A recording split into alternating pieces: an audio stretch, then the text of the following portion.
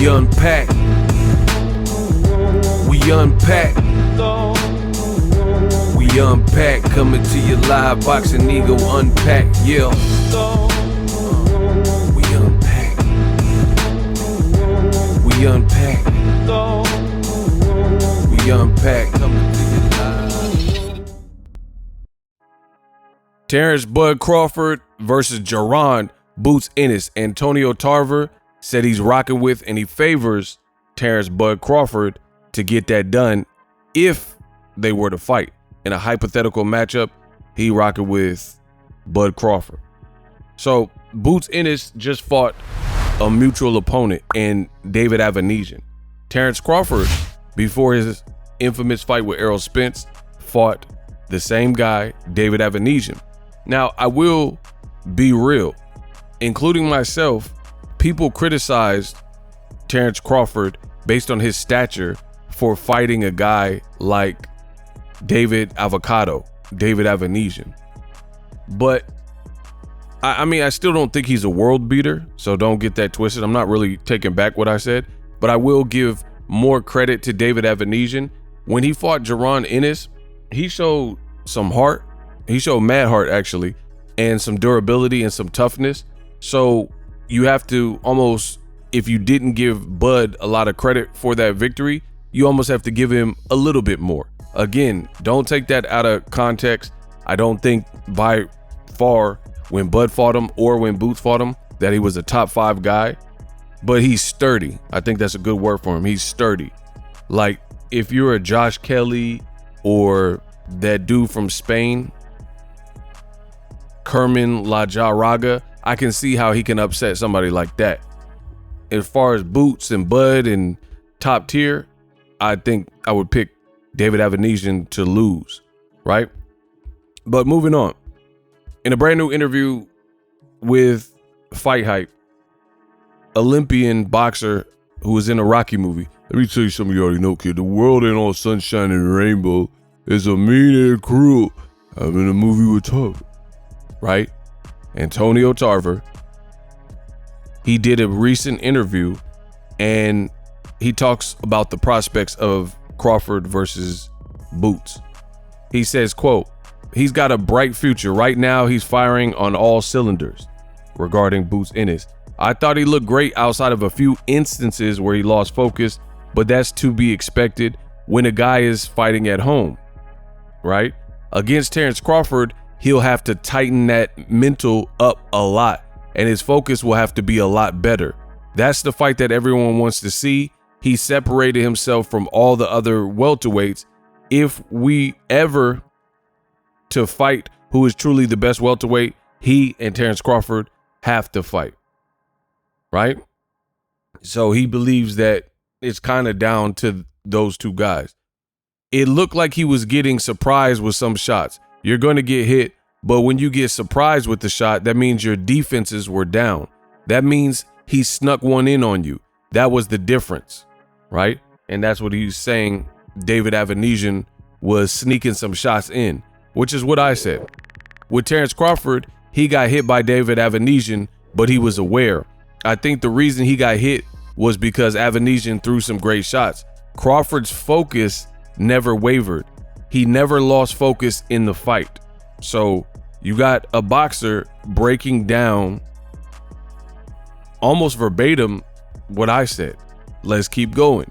Tarver continues. When I look and compare the two, that was the difference. Crawford controlled Avanesian a lot better than Boots did. I'm a Crawford guy. I'm always going to run with Crawford. He says, I saw Crawford a long time ago and my mind was made up a long time ago. He's done nothing but solidify everything that I thought he could be. Until someone beats Crawford, I'm going to roll with him. I don't mind losing when I'm going with my guy. Until he loses, I'm going to roll with him. I'd rather be wrong than turn my back on a fighter that I fell in love with a long time ago. So big praises from Antonio Tarver. Now, I got to take this time to gloat just a little bit. You got an Olympian, a boxer who knocked out my favorite fighter, one of them, Roy Jones Jr., and that's Antonio Tarver.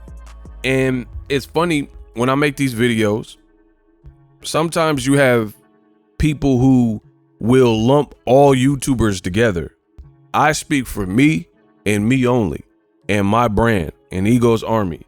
I don't speak for nobody else. So whatever anybody else is doing, that's their business. I don't mention nobody. I hit the record button, I hit stop, publish my content, and enjoy my life and keep it trucking. Y'all know me for that. 10 plus years in this game. So it is a nuisance, if you will, when people try to lump all YouTubers together as if there's nobody like Boxing Ego that exists. Because, of course, on a free platform where there's no barrier to entry, I'm sure you have varying opinions. You got some people who really don't know all about boxing. You got some people who are racist. You got some people who, know boxing and everything under the sun. It's a spectrum, right? But there's a lot of people and a lot of critics, even boxers. A lot of boxers be like, oh, you YouTubers, you guys don't know, and you guys aren't the professionals, blah, blah, blah. I don't care about none of that. Because when it comes to my channel, listen to what I say and how I structure it and my words and the message that I say. You almost always hear after me pro boxers, former fighters, current fighters, trainers saying the exact same thing. And that's what happened here with Tarver. So don't take my word for it. I don't delete videos. The videos are still up. Go listen to the video that I made several about Boots Ennis versus David Avenesian, particularly the post-fight breakdown. I told you guys straight up. I said, I started the video, I owe Terence Crawford an apology, right? And in the video, I'm saying almost identically what Tarver is now saying regarding the Boots fight. For sure, Terence Crawford, he, in my opinion, and obviously Tarver's opinion, he did what he wanted a bit more. And I said this in my video that Crawford, the difference with the mutual opponent is that Terence Crawford made it look like gracious and almost effortless. And it might be a little bit hard to explain, but let's try it. Jaron Ennis, for starters, he looks huge as a welterweight. He's a big welterweight. These aren't like some of the small, like Miguel Cotto. I met Cotto, and when I first met Cotto, I was shocked because I was used to seeing him on TV, and I'm a tall guy, right? So when I seen Cotto, I was shocked with how little he was. He was tiny to me. And you know how you look at a rapper or something on TV, like Ja Rule or DMX or somebody like that. Rest in peace to X. Get at me, dog. Get at me, dog. Wanna rip this with this one here? I flip it. Right? You see these guys, and you used to seeing them on music videos and stuff, but when you hit the ground running, you start meeting celebrities and stuff like that, you'll be like, man, you look bigger on TV. I remember there was an interview with, it was Tom Hardy, and Christopher Nolan did the Batman movie with Christian Bale, the one Dark Knight Rises or whatever. And then Christian Bale, he's like 6 feet plus, I believe, but they had Bane looking big and huge in that movie. And Tom Hardy said when people met him, they were like, oh, I thought you were bigger. I thought you were bigger because they got camera angles and, platform shoes and different things to make Bane look larger than life and look more massive and almost probably look equivalent size to Christian Bale, who's like 6'1", 6 foot, somewhere around there. But Tom Hardy's really not that big. He put on some size, put on some muscle, but he's not that big. Perhaps he's wondering why someone would shoot a man before throwing him from a plane. Do you feel in charge? Ah, yes. Theatricality and deception. Powerful agents to the uninitiated, Bruce. Right? When he did that Bane movie, they had him looking like he was huge, but he really wasn't. So back to Jaron Ennis. That was a little tangent I went on. Jaron Ennis is a big welterweight. Like if you would have put if if Jaron Ennis took a picture next to Cotto, Cotto's going to look like he's in another division. And Cotto was a top guy. And that's what I'm noticing with a lot of these young guys. These young guys, it's like, I mean, dare I say, like kind of weight bullying. Like they have the science down to cut massive weight. They walk around weight, be real heavy. And then they crunch down 20, 25, 30, whatever pounds to make these weight cuts. It is what it is. So that's one big variance is Crawford, when he fought Avanesian, first of all, he didn't look that much bigger than David Avanesian. Like when I looked in the ring and I seen Boots and David Avanesian looked tiny to me. So you would expect the younger guy, because Crawford was not Jaron's current age, 26, 27, when he fought Avanesian, because he just fought him in December before the Errol Spence fight, right? So you would almost think that the guy who is younger, you know, has power, is also a switch hitter, and is massively bigger than Avanesian would have the better performance. And even though he knocked out Avanesian a round before Crawford, I agree with Tarver, and I said it before Tarver, I truly believe that Crawford, his performance looked more effortless. It looked like he was just kind of taking things slow and, like, you know, just working and stuff. He wasn't getting hit with crazy shots. And I like how Tarver worded it. Boots was getting shots that they were unnecessary, and he was getting hit with shots that almost surprised him. Like in the middle of his onslaught, he's getting hit. That wasn't really the case for Terence Crawford. So all in all, I told you the same thing. Tarver's saying it. If you didn't want to trust a YouTuber, now you got a boxer saying the same thing, if it makes you feel any better. So I know I'm the best in the business, and it's not even close, because just look at the content I put out, and you always hear it mirrored and echoed and repeated from professional fighters and trainers and stuff. So the fight with Avanesian, I know Eddie Hearn was trying to do like a homecoming and a welcoming fight, but I don't know that it really did him any favors, because I think they should have gave him someone even less crafty than a David Avanesian in hindsight, because it changed the way Boots, first of all, he was coming off of a bit of a layoff. He hadn't fought since, I believe, the Villa fight. He had a different situation. Cameron Duncan, he passed away, rest in peace. And then now he has a new situation, year plus layoff, hometown fight. And I do think he kind of fought for the crowd. It's his hometown Philly people, Gilly and Wallow, and all these people are here for it. So at the end of the day, he fought kind of off of like that energy and angst and trying so hard. That's the thing is Crawford, I keep saying the same thing, and hopefully you guys will get it sooner than later. Experience. Crawford, he fought David Avocado too. He too fought David Avanesian at home. But given the fact that he's had so many homecoming fights, I've been to several, like the John Molina fight. It was lit, right? He fought Gamboa at home in Omaha, David Avanesian. So by the time Crawford fought David Avanesian, he was used to big fights. He's used to fighting Sean Porter at that point. He was used to fighting against Kell Brook in Vegas and Victor Postile in Vegas. He was used to several homecoming fights at home. So experience. And this fight with Avanesian made me rethink. I never did a fight prediction, for the record, but I was like, man, this is a 50-50. But after seeing it, I would probably move or motion to more of a 60-40 in favor of Crawford based on what I seen.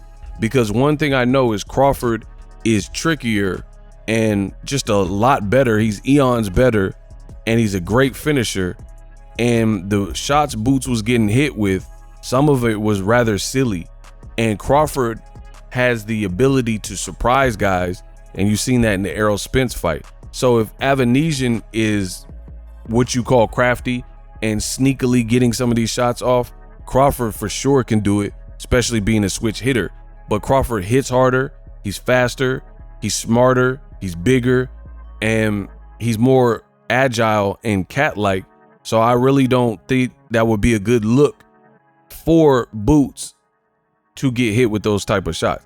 Now, there are a contingent of fans who they're like, yo, but Ego, a better Boots would show up for a Terence Crawford fight. Now, me, I really don't like that angle, and I really don't like that narrative, because if you're a pro, you're a pro. If anything, you're supposed to make easy work look easy. So I don't really like that theory of, hey, I'll look mid, I'll look average, I'll look hittable versus a low level guy, a low tier guy, but give me the best person in the division and I'm gonna turn it up for you. And then I'm gonna show you what I can do. I think that's goofy and I think that's stupid, because in a sport as dangerous as boxing, you gotta show up and be your best self and your best performance every time out, right? Because this could be truthfully life or death, wins and losses, you know, undefeated and blemished, like everything's on the line. So I don't like that whole narrative that Boots Ennis will show his true form versus a known elite pound for pound guy like Crawford, but then he's getting tagged with foolishness versus a lesser guy. And that's the argument that fans are making. I don't really buy that, because I study the greats. Kobe Bryant, he doesn't care if your team is the Celtics and a personal rival to the Lakers, or if you're a scrub team. He's trying to dump buckets. And if you are the scrub team, then it might be 60 plus points. He might score 61. He might score 70, 81 points. You see what I'm saying? So if anything, you're supposed to make the easy work look easier, and then the elite fights, they're more evenly matched. So no one's going to be mad if Boots had a tough fight or got dropped versus a Terence Crawford and then came back and won. You know what I mean? But when you're getting hit with the guy who had 4 weeks to prepare, that Crawford had already knocked out cold, and then you don't knock him out cold, and you were throwing some mean stuff. Boots was throwing some mean punches. And that's another thing with the power is, as you go up in class, the guys get sturdier and they could take power better and they could avoid power a little bit different, because Avanesian was standing up to all those. Now you could say his body broke up. They said he had a broken nose potentially and a broken jaw, but all in all, I seen what I seen, and I didn't like how much Boots was getting hit. I'm not gonna say it was a horrible performance, but against the class he was in with 4 weeks to train, I did expect a more sensational and emphatic victory from Boots Ennis. He was literally, Avanesian was one fight removed from Crawford knocking him out crazy. And Crawford did with Avanesian kind of what he did with Thomas Delorme, where you could say he's a slow starter at the beginning, but as soon as he decides to turn it up on your dumb then he turned it up on you. And the rest is history. And that's what I noticed, kind of what Tarver is saying as well, is if Crawford chooses to turn it up and increase the heat, then he gonna get you up out the kitchen. And that's what he did to Avanesian. His gloves exploded. I don't know what that was about. The stitching and the seam busted or whatever. And maybe he feared that he would have to do a glove switch or stall out his fight or give his opponent more time to catch his breath and, you know, disappoint the crowd or whatever. So he was like, F that. And then Crawford started going after him, and then he ended up knocking him out shortly after that glove fiasco with the gloves. But Boots, it looked like he was hitting Avanesian with everything but the kitchen sink, and it just looked like he looked try hard. He looked like he was trying really hard to impress. But again, the greats, they don't have to. It doesn't look like they're trying hard. It doesn't look like Steph Curry is doing anything special, but what he's doing is special. And I know that might not make sense. They say I talk a little fast. If you listen real fast, I ain't got to slow down for you to catch up, right? But when Curry pull up to the 3-point line, or pull up to the logo and don't even stop and just stop on a dime and boop, and then hit a three, he makes it look so swift, so effortless, and it's splash, splash, splash, right? It doesn't look like he has to put his whole full focus. It just almost looks like automatic, systematic. It looks like it's just so pre-programmed. It's so routine that he's on autopilot and he's cruise control, and he just knows what type of touch to put on the ball. And if we're comparing basketball to boxing, for my analogy, Boots didn't have that versus the same opponent as Crawford. It's not about triangle theories, but I do think Crawford made it look like another day in the office. This ain't nothing. And I think his experience showed up big, where Boots looked like he was putting a lot of mustard on the shots and and he was like trying very hard to get Avenesian out of there, and then you got a lesser knockout. But again, it's not about just triangle theories, but I had to break it down. We unpack.